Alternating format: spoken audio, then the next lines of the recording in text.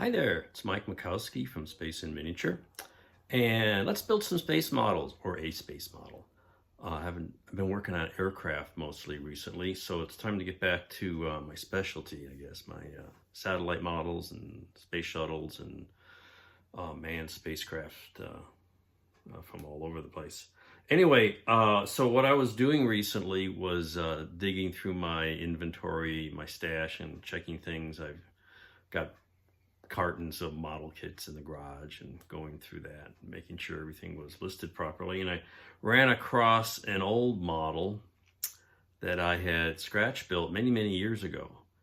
And it is a model of the Earth radiation budget satellite that McDonnell Douglas proposed for this mission that was launched in the early 1980s. And of course, I was working at McDonnell Douglas and part of that proposal team in St. Louis. This is a long story. I won't go into it here, but we were trying to get into the satellite business. We built in St. Louis a electrical power module called the Modular Power Subsystem, which was part of NASA Goddard's Multi-Mission Modular Spacecraft, a spacecraft bus that was used on several missions like Landsat, Solar Max, a couple of Landsats. What was the other one? Oh gosh, Terrestrial Rainfall Mission, TMM, something like that. I forget all of them. But anyway, this was in the 80s. And we never did win the contract. We were too expensive. Ball in Colorado got this contract for herbs and used a much smaller, cheaper spacecraft than what we were doing. We were proposing using this multi-mission modular spacecraft. And so I built a model of the proposal for some of the proposal work in the team. And I ran across that, and it hasn't aged well. It's kind of fallen apart. And so I think what I'm going to do is take that, the multi-mission modular spacecraft bus is in good shape, but we'll build a new payload for it. We'll build an actual Solar Max mission. And let's take a look at what we've got here. So here's the box that's got the old model in it. Let's see, it says herbs model. So let's see what's inside. So when I pack things, everything gets packed in foam, and I'll cut it out. So let's extract. Where'd my tweezers go? Oh, hang on. There. While we're looking for those tweezers, here's a picture of the satellite model of herbs when it was originally built many years ago, what it looked like all assembled. And as you can see, as we're taking it out, it has fallen apart. There we go. All right, so we're going to extract things from here. Let's start with this. They had an antenna on the bottom. This is all scratch built. So here's a little tiny antenna with a 2-axis articulated hinges made out of little bits of aluminum tubing. That'll be useful because that was on Solar Max. I think this is aluminum tube part of the base. I haven't opened this in ages. Here's a random part at the back. I'll leave that there. Let's get the spacecraft out if we can. Oh, see, it's already fallen out. Here's the herbs assembly. It had a bunch of instruments on the bottom on this little truss work. And you can see there's even a shuttle remote arm docking mechanism, but all these little instruments made out of little bits of plastic and thing, and we're not going to use any of that. And let's see if we can get the bus out of here without destroying it. Oh, here we go. It looks good. Yeah, here it is. Here's the MMS bus. It's got 3 modules, a power module, actually 4 if you include a propulsion module, which was not on Solar Max. I don't have to take that off. A power module, a command and data handling module, and a attitude control module. And here it's got also a little, oh, I forgot it, SCCU, Signal Conditioning Control Unit. And it's got a little antenna here. I don't think that was on Solar Max. But anyway, so this is all built. This is all ready to go. This guy's nice. And then I made a solar array. And it was all articulated, so you can like deploy it. And it's falling apart. That's okay because we have to build a new one. And even on this, so let's see. It's got a little hinge thing on the back. Yeah, look at this. It'll fold out. I used a lot of aluminum tubing and brass rod to make hinged mechanisms, and that's still a valid approach. And I think there's a little snap here. You see those pieces? This allows you to fold the array into a stowed position. Now it looks like over years it's curved a little bit, but that was the whole idea. You could show it's stowed and then you deploy it. And this is just a simple little piece of styrene sheet, and it snaps into the other two, and there's little wedge shapes on there, so it holds it. It's a nice, cheap, low profile hinge mechanism. Anyway, this is just styrene sheet. My solar cells I use on my old projects, and even not so much recently. Remember this stuff? It's 35 millimeter film. And every once in a while you'd have a project, you roll a film, it didn't get exposed, or it comes back from processing and it's just all black. But you know what? Cut this stuff out, you scribe some lines on it, and you got solar panels. And this is what solar cells look like. Maybe I'll dig one. I do have a real flight type solar cell, and it's got this dark, shiny, glossy thing. Some people make them blue. I think early vintage silicon cells had a bluish tinge to them. Sometimes it's from the overcoating that they put on sometimes. But for the most part, they're black. They're black. Simple as that. For reference, here are some actual spacecraft solar cells. These are left over from the Landsat program. Some spares. There were some spares or minor flaws. This one has no cover glass. It's just the cell, and you can see different reflection. It's black. It's really going to reflect this lamp above me here, but there's a window. Any color is often just what it's reflecting, like maybe the Earth. If you're on a satellite, you might get some blue ocean. So there's a bare cell, and they always put what they call a cover glass on it to kind of protect it a little bit. So it makes it a little thicker. And here's one with a cover glass. I don't think it changes a whole lot of color, but at least these are black. You see a little tint there compared to this one, I believe, when you reflect it back up to the lamp. It's both got that little bit of blue in it, but you're mostly seeing the lamp, which has got some blue. That's what they look like. Older ones, these are triple junction gallium arsenide. Older ones that are silicon cells may have a more bluish purple, and maybe that's what was on Solar Max. But this is what current modern solar cells look like. They're black. All right, anything else in here? That's pretty much it. So we've got a MMS as a base, and what we're going to do with this, we're going to make it look like this guy here that I made in 1 to 144th scale to go with the space shuttle. I did a year or so back. And but now we just have to make it twice as big. So I've got a small version, and clearly a larger version is going to be a lot simpler. So this was just made out of, I think I had some foam core, got the shape, wrapped it in foil. I made a little platform on the top for these instruments that were all inside that upper assembly. And you can see the antenna on the bottom maybe. I don't want to make too big a mess of this. But the antenna is on the bottom there. And the same approach as this, only smaller here. And so we'll do a satellite. And here I went purple for some reason, I don't know. But that's the small version. So we will make a big version, and here's the 72nd scale drawing. Okay, that's what this scale is. Here's a 72nd scale drawing, and you can see that fits on here. That's the scale for that. Let me see that. There we go.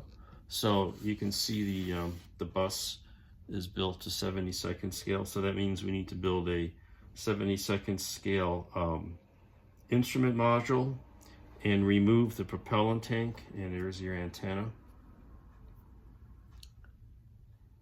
and that'll go on the bottom.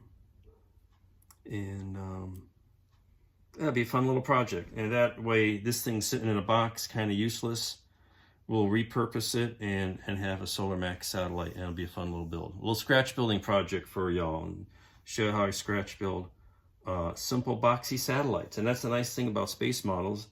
A lot of them are boxy or cylinders, and scratch building isn't that ridiculous. So let's get started.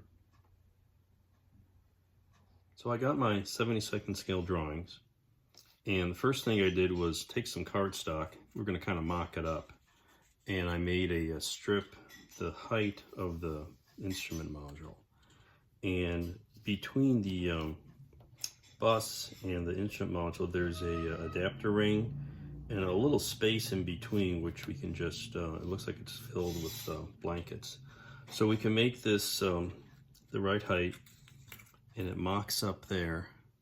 And what I'm going to do is I can even make it out of foam, out of cardstock instead of plastic, but I probably going to use some 20 thou plastic stock because I have a lot of it. But what I want to do is make something solid to mount it to, so it's not hollow. So I'm going to take some pieces of foam board. I love using foam board, and stack it up to at least get this maximum dimensions here. Don't worry about the corners, just so I have something solid to attach the outer panels to. So next I'm going to lay this out and try to cut some pieces of this, and we'll see what we can come up with.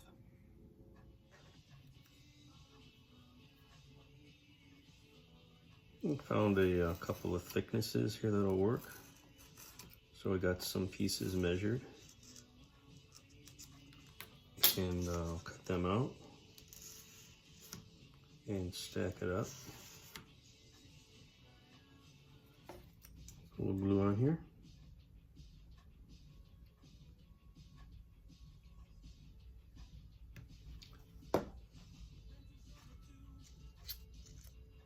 Music at the background, of course.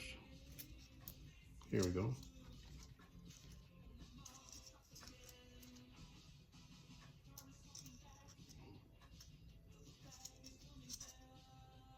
Let that set up.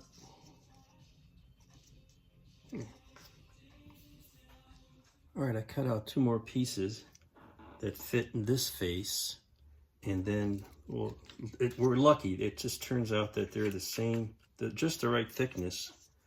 That a stack of these, now foam board comes in at least 2 thicknesses, and you see I had to use 1 piece of thin to get the middle, and then these other 2, we just luck out and get close enough to give us some support here. So we got now something solid to glue the outer panels to, and I'll probably go ahead and make it out of plastic. I'll use this as a pattern, and we're on our way here, and then we'll just stack up the other pieces and make some solar panels.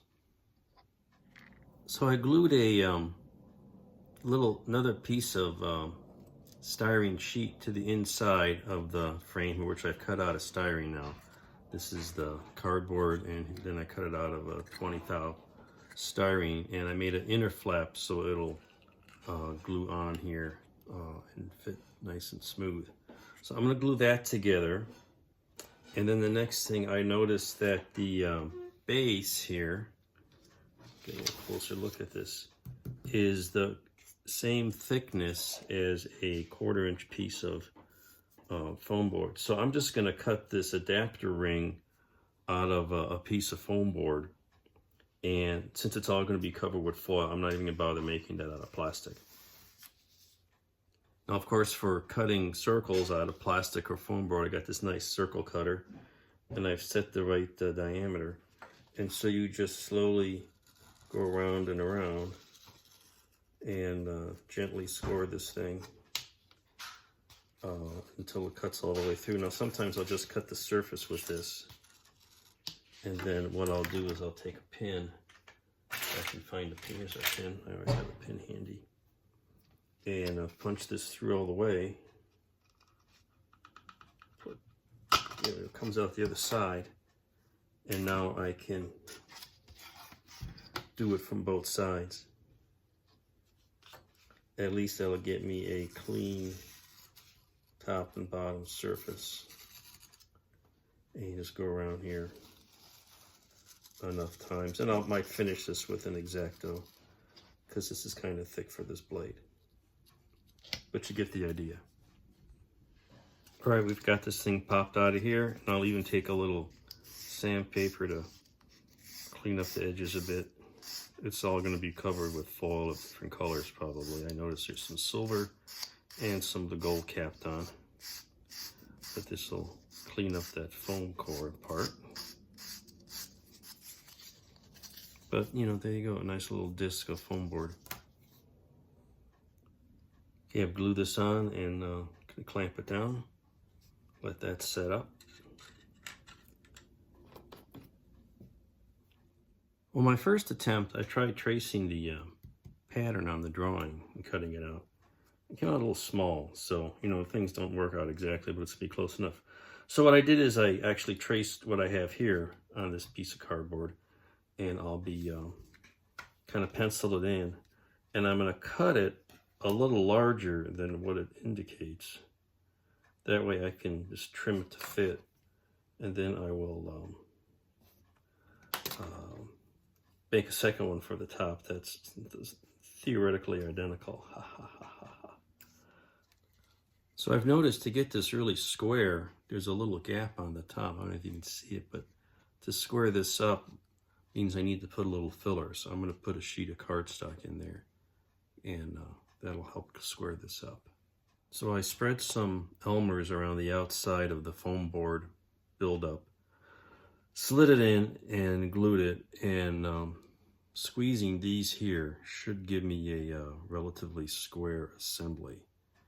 And then we'll attach the top and bottom lids. So we'll let this set up for a while. The glue is all set up, but you can see there's overhangs on the top and bottom, which is fine because it's not that precise, but it doesn't have to be that precise. So what we're going to do now is get my handy dandy X-Acto, or maybe even a razor, single edge razor, and we'll trim off that excess. Let's try the razor first, and we just take this and go against the straight edge here and trim that off. Get a little cut started, and then maybe finish it off with this.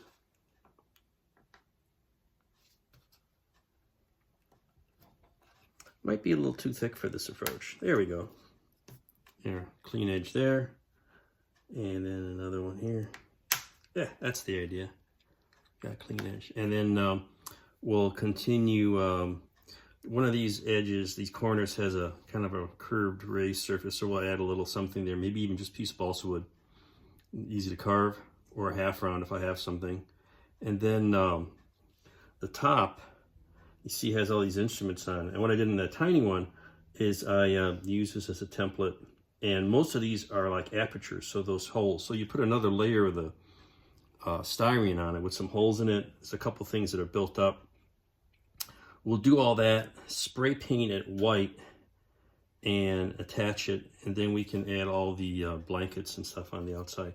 And then we'll also, in parallel, look at that round adapter for figuring out how to do the solar array. So we get a little touch up here. Shave this edge, get it nice and clean, and a little sanding. We'll finish up the job.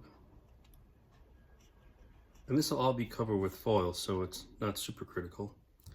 But I want to get a good start. And get this ready for the next step.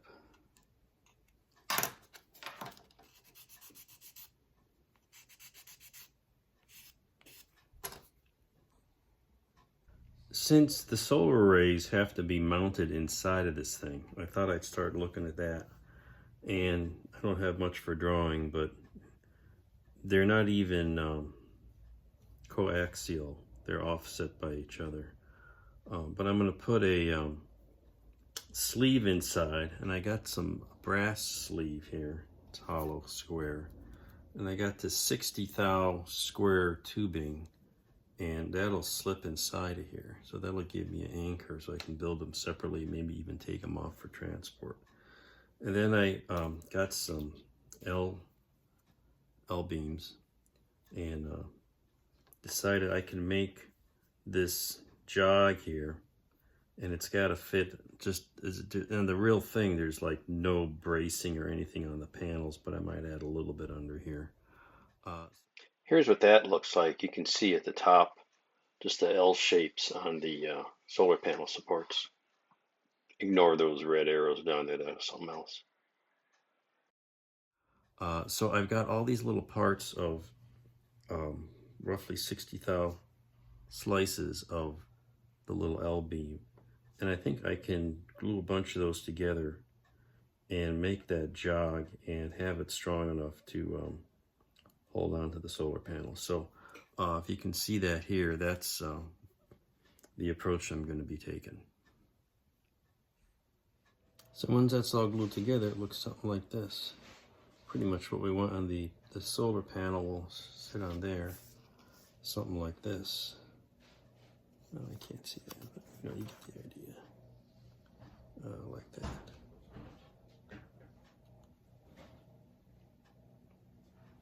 There we go, you can kind of see the idea there.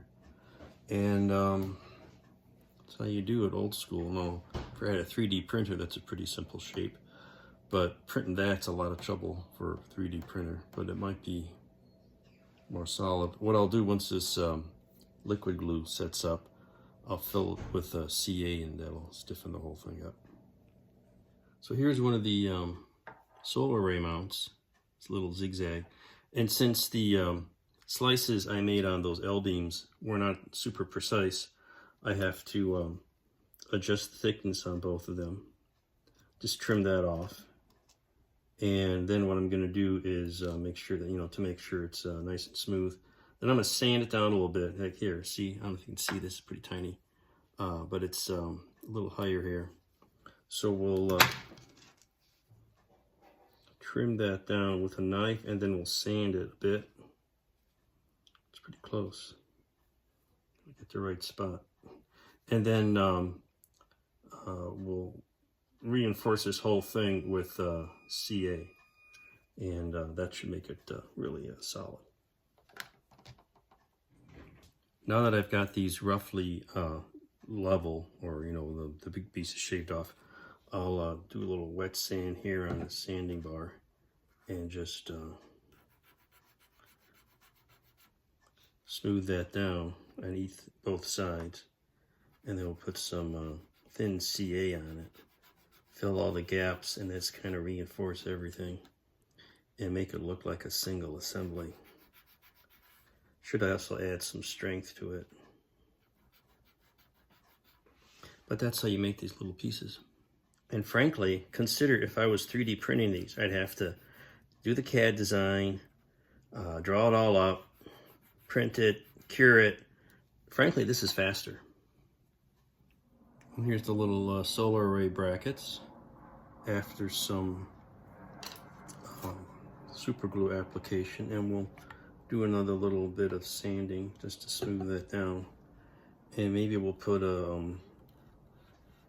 might put a coat of paint on here, some sort of brush on primer, fill in these gaps, or verify the gaps are filled in by the CA, because these will be painted aluminum-ish color, some metallic color. And they don't look too bad. They'll need a little bit more. Well, I've taken the disc of foam board, marked on it, some center lines, and then noticed where the main axis of each solar array, and it goes right through those main axes, and obviously parallel to each other. So I took a drill, some files, and made some holes, and cut little pieces of brass, square brass tubing, which will fit in here, one on each side. And the solar array brackets that we built, these little guys will slip inside here. Ta-da, something like that. And that will be, I'll glue this all together except for the brackets. And I got to get the right spacing here so that the arrays, basically I'll glue the plastic parts to the array, and then at the right moment I can install them into here just like that and take them out if I wanted to for transport or what have you. And so that's a little design, little engineering there, complete, ready to go. Starting to work on the upper deck of the instrument module. As you can see, what I did is I printed another copy of the drawings, cut out the top, and trimmed it to match the actual size of this thing. And the I think the actual vehicle, the deck is a little bit smaller than the actual top panel of this. So I'm gonna use another piece of 20 thou and just kind of trim a little bit so it's inset a bit, and then cut out the apertures where things are cut out. I've already color coded them here. Red is cut out, blue sticks up, this little circle's got some gold foil under it, and then we'll cut those out, paint everything. Some of these then will be black underneath, and I'll build a little box, and that'll take care of the top. I've started putting on some of these protuberances on the two end panels, marked where these high panels will go, and those will be made out of thicker cardstock, styrene stock, and covered with bare metal foil, and then I'll glue them on. Meanwhile, I'll glue Kapton around the whole thing, and got these funky little, this one face here has some angular radiator type shiny panels on it, so I've got a little substructure to make some angles on that. Here's that pattern cut out, and as you can see now, it'll fit just slightly inside the top, and I've cut out the holes for the apertures, and I've traced it onto a piece of styrene sheet, and we'll proceed to cut that out, trim it, and check the fit up here. All right, I've got it mostly cut out, just, you know, slowly scoring and trimming. I'm gonna cut the piece out later. I left it on so I have a little more to hold. There's a little round piece, and what I'm gonna do is I've got a punch set. I'm gonna go punch this guy out and then trim it with a file. And I'll trim all these with a file, and we'll be have our apertures in this upper deck. I've decided to make the upper module, the side radiator panels on the instrument module, out of a thicker material, and instead of the cutting through very thick cardstock, I'm going to use a piece of poster board, or mat board actually. So I made some measurements, and I'll cut out total of 12 pieces, and I'm going to put the foil on them and glue them on after the orange colored simulated Kapton is glued on. That way it'll be it'll go on top and it'll be cleaner. So that's the process I'm going to use for these panels. So I've cut some little strips and out of the mat board, and I'm using my they call it chopper to cut out 4 pieces of identical length. And you have to kind of tweak this to there. That looks pretty good. Clamp this guy down, and you just cut these. Here we go.